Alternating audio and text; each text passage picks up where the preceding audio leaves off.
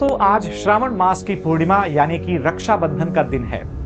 रक्षाबंधन भारत के 4 प्रमुख त्योहारों में से एक है और इसका वर्णन अगर देखा जाए तो हमें पौराणिक कथाओं में भी मिलता है।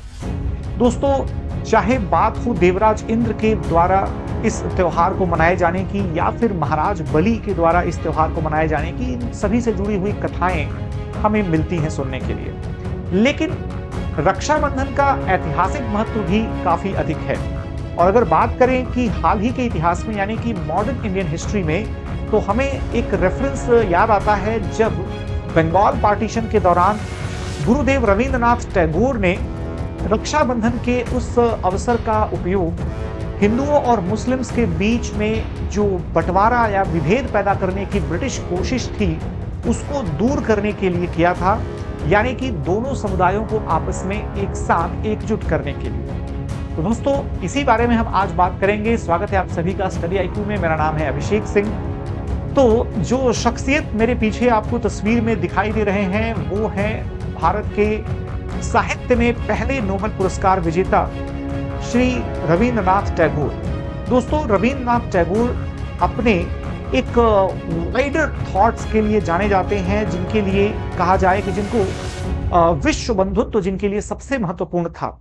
अब उन्हीं के राज्य में ब्रिटिश जो है वो divide and rule policy apply कर रहे थे।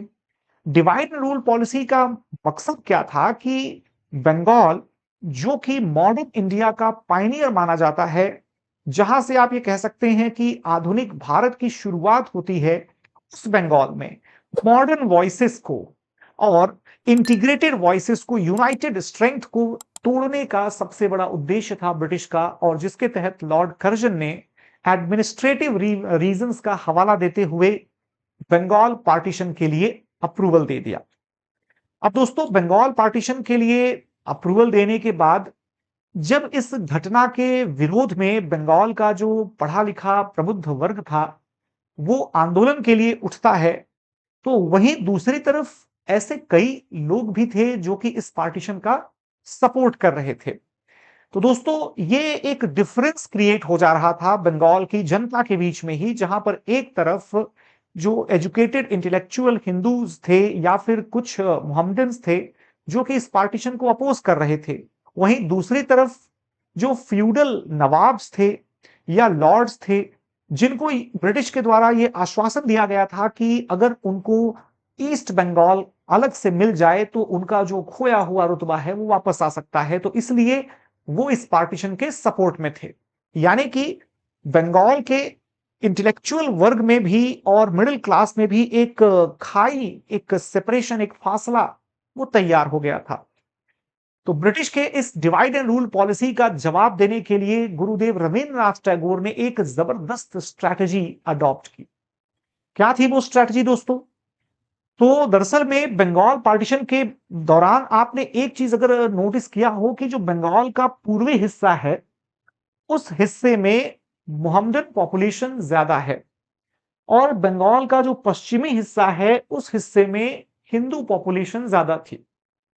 तो ऐसे में आप देखेंगे दोस्तों कि कुछ शहर जो कि बंगाल के रिप्रेजेंटेटिव सिटीज थे, जैसे कि कलकत्ता, उस जमाने का आज का कोलकाता, या फिर ढाका, या फिर सिलहट, इन शहरों में खासा अनरेस्ट क्रिएट हो चला था।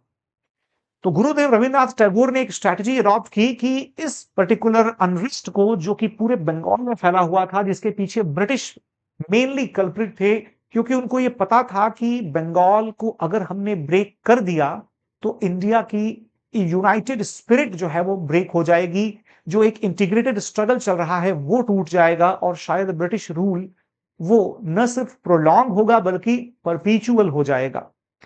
तो क्या थी वो स्ट्रैटेजी दोस्तों? वो स्ट्रैटेजी थी दरअसल में श्रावण के महीने में, जो आस्था का मंथ या आस्था का महीना माना जाता है, उस महीने को, उसकी स्पिरिचुअलिटी को यूटिलाइज करना। दोस्तों, दरअसल में श्रावण मास की जो पूर्णिमा होती है उसी दिन रक्षाबंधन का त्योहार मनाया जाता है, एंड 1905 के पंचांग के अनुसार यह त्योहार उस वर्ष 14 अगस्त को पड़ने वाला था। तो बस फिर क्या था, रविंद्रनाथ टैगोर जी ने क्या किया कि उस त्योहार का माध्यम लेकर के अपने जितने भी सपोर्टर्स थे, चाहे वो अलग-अलग है ना वर्गों से ही क्यों ना हो, मिडिल क्लास से या फिर एलीट क्लास से, सभी वर्गों में महिलाओं ने बढ़-चढ़ कर पार्टिसिपेट किया और अपने हर धर्म के भाइयों को हाथों में, कलाई में राखी बांध करके बंगाल की यूनिटी और सॉलिडैरिटी को और भी ज्यादा मजबूती से प्रदर्शित किया। तो इसका सबसे बड़ा उदाहरण मिलता है दोस्तों, क्योंकि देखिए बंगाल में आपको मैं बताऊं कि और भी कई तरीके अपनाए जा रहे थे, चाहे वो कल्चरल रिजुविनेशन की बात हो, जैसे कि रवींद्रनाथ टैगोर और उनके भाई अवनेंद्र नाथ टैगोर ये खुद नेशनलिस्ट स्पिरिट और थॉट वाली पेंटिंग्स बनाने की शुरुआत कर चुके थे, चाहे फिर वो भारत माता की पेंटिंग हो या फिर अजंता की क्लासिकल पेंटिंग्स को है ना एक तरीके से नेशनलिस्ट रिजेंशन देना, या फिर दोस्तों इसके अलावा देखेंगे तो कई सारे और भी काम, जैसे कि अमार सोनार बांग्ला या फिर बांग्लार माटी बांग्लार जौल, ऐसी कविताएं लिखी जा रही थी जो कि नेशनलिज्म को बहुत ज्यादा इग्नाइट कर रही थी। दोस्तों इसके अलावा आप लाल बाल पाल के कंट्रीब्यूशन को भी कंसीडर कर सकते हैं, जो कि पूरे देश में इस नेशनलिस्ट स्पिरिट को स्प्रेड करना चाहते थे। इनफैक्ट सखाराम गणेश देउस्कर ने जो है ना देशेर कथा नाम से एक पूरा ग्रंथ भी लिख दिया। इसके अलावा दोस्तों लाला लाजपत राय जो है उन्होंने पंजाब नेशनल बैंक, जो कि इसके पहले तक एक माइनर एंटिटी था, उसको काफी एक्सटेंड किया। दक्षिण भारत में आप देखेंगे तो बैंक ऑफ इंडिया और इंडियन बैंक जैसे ऑर्गेनाइजेशंस चले।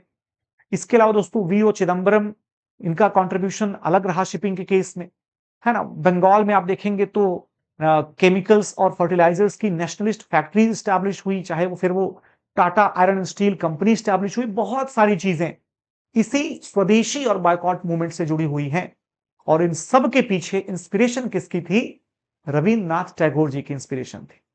यही रक्षाबंधन का त्योहार था दोस्तों, जिसके तहत रविन्द्रनाथ टैगोर जी ने हिंदुओं और मुस्लिम्स दोनों को एक दूसरे को राखी बांधने के लिए इंस्पायर किया, और उनकी इस इंटीग्रिटी का, इस जॉइंट स्ट्रगल का नतीजा क्या निकला कि उसके मुश्किल से मुश्किल 3 साल 4 साल के बाद जब ब्रिटेन के नए महाराज जॉर्ज फिफ्थ जो है वो भारत आते हैं, और भारत आने के बाद उनका जो सबसे महत्वपूर्ण फैसला था दोस्तों, जिसको कि उन्होंने डिक्लेयर किया था दिल्ली दरबार में।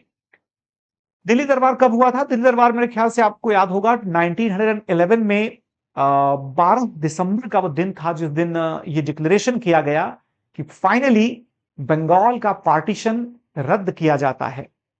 दोस्तों ये वो डिक्लेरेशन थी जिसने कि रक्षाबंधन के इस त्योहार के द्वारा बंगाल के लोगों में जिस एकता अखंडता को शामिल करने की और उनके ऊपर लागू करने की कोशिश की गई थी, उस घोषणा के द्वारा इसे सही साबित किया गया, और ये स्पिरिट ऑफ ब्रदरहुड की सबसे बड़ी जीत के रूप में जाना गया। तो दोस्तों बंगाल का पार्टीशन उस वक्त तो खैर कैंसिल कर दिया गया, जिसके बाद आप देखेंगे कि अगले कम से कम 40 साल तक बंगाल एक आइकॉनिक प्लेस बना रहेगा। हालांकि दोस्तों वापस से 1947 में बंगाल वापस से दंगों का शिकार हो जाता है जब देश का बंटवारा हुआ, और अनफॉर्चुनेटली उस वक्त न तो रक्षाबंधन का त्योहार था और न ही हमारे बीच गुरुदेव रविंद्रनाथ टैगोर जिंदा थे। तो दोस्तों इस सेशन में इतना ही, और आप सभी के लिए ऐसे और भी इंटरेस्टिंग सेशंस मैं लेकर के आता रहूंगा। आप मुझसे जुड़ सकते हैं इस टेलीग्राम चैनल पर, और साथ ही साथ आप मुझसे कांटेक्ट कर सकते हैं मेरे ईमेल एड्रेस पर। एंड इन केस अगर आप यूपीएससी की तैयारी करते हैं दोस्तों, तो स्टडी आईक्यू के P2I foundation program long term batch को आप ज्वाइन कर सकते हैं, specially if you are a 2027 aspirant. 2027 के अभ्यर्थियों के लिए this is the best batch that can be there. इस बैच में दोस्तों 11th ऑफ अगस्त से ये बैचेस शुरू हो रही हैं, और आपको मौका मिलता है बेसिक्स, फाउंडेशन और एडवांस अलग अलग स्टेज पर मल्टीपल रिविजन्स के सहित प्रिपरेशन करने का, जिससे आपका सिलेक्शन फर्स्ट इंस्टेंस में बहुत हद तक सिक्योर हो जाता है। इसके अलावा दोस्तों इसमें आपको क्लासेस एंड कंटेंट की तो खैर बात ही छोड़ दीजिए, वो तो सारी चीजें आपको मिलती ही मिलती हैं। जो बेस्ट ऑफरिंग है वो ये है कि आप अगर प्रीलिम्स क्लियर करते हैं तो दोस्तों आपको मौका मिलता है हमारे साथ मेंस रेजिडेंशियल प्रोग्राम का हिस्सा बनने का। यानी कि ऑफलाइन सेंटर्स में स्टडी आईक्यू के आपको बुलाया जाएगा, आपकी प्रिपरेशन कराई जाएगी, क्लासरूम्स वगैरह, पूरी लाइब्रेरी फैसिलिटी, रहना खाना, सारी चीजें स्टडी आईक्यू की रिस्पॉन्सिबिलिटी, आपका एक्स्ट्रा कॉस्ट जीरो, कोई फीस नहीं। और उसके बाद फिर इंटरव्यू की तैयारी भी आपको कराई जाएगी। That means it's a golden chance for anyone who is looking for appearing 2027। करना क्या है, studyIQ.com पर जाइए और ये लॉन्ग टर्म बैच सेलेक्ट कीजिए, या फिर आप एप्लीकेशन डाउनलोड कर सकते हैं, वहां पर ही बैच सेलेक्ट कीजिए। बैच में एनरोल करने के समय आपको ASR लाइव कोड का इस्तेमाल करना है दोस्तों। इससे सिर्फ 35,000 में ये 2 years का टारगेट बैच आपको मिल जाएगा, and that's very convenient for all of you. So guys, see you in the class, take care everyone, bye bye. And एक बार फिर से आप सभी को रक्षाबंधन की हार्दिक शुभकामनाएं। आप सभी का दिन शुभ हो। Thank you so much everyone and जय हिंद।